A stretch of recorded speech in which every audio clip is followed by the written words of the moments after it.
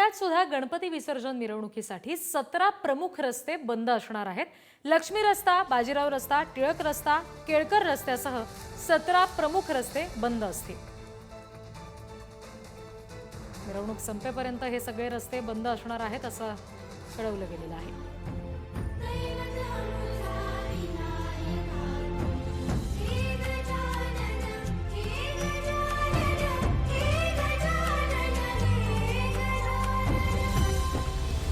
गणेश विसर्जन मिरवणूक ही पुण्यातील एक अत्यंत आकर्षणाचा आणि महत्त्वाचा भाग आहे आणि म्हणूनच मिरवणुकीत मोठ्या संख्येने आणखी तपशील याबाबत आपण घेणार आहोत। प्रतिनिधी बालाजी पोद्दार आपल्याशी जोडले गेलेत त्यांच्याकडून। बालाजी, नेमक्या कुठल्या रस्त्यांमध्ये हा सगळा बदल करण्यात आलेला आहे? कुठले रस्ते बंद असतील आणि त्याचे पर्यायी मार्ग काय असणार आहेत?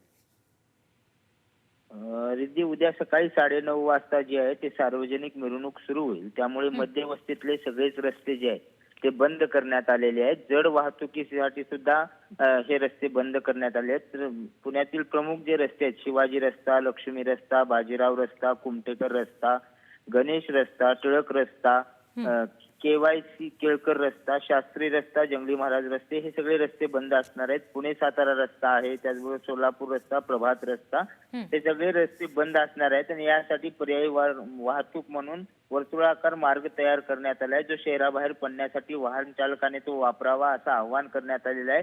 त्यामध्ये कर्वे रस्ता, नळस्टॉप चौक, विधी महाविद्यालय रस्ता, सेनापती बापट रस्ता, या रस्त्याच्या ठिकाणावरून असा वर्तुळाकार जो मार्ग आहे तो सातारा रस्त्यापर्यंत, सातारा रोडकडे आणि नळ स्टॉप पर्यंत म्हणजे कर्वे रस्त्याकडे अशा प्रकारचा हा एक वर्तुळ मार्ग तयार करण्यात आला आहे। त्या मार्गाचा वापर पुणेकरांनी विसर्जन मिरवणूक संपेपर्यंत करावा असं आवाहन पोलिसांतर्फे करण्यात आलेलं आहे। कारण जवळपास 36 तास जी आहे ती सगळी विसर्जन मिरवणूक चालत असते आणि त्यामुळे मध्यवस्तीत येणाऱ्या सगळ्या पुणेकरांनी याची खबरदारी घ्यावी आणि पर्यायी मार्गाचा वापर करण्याचं आवाहन करण्यात आले।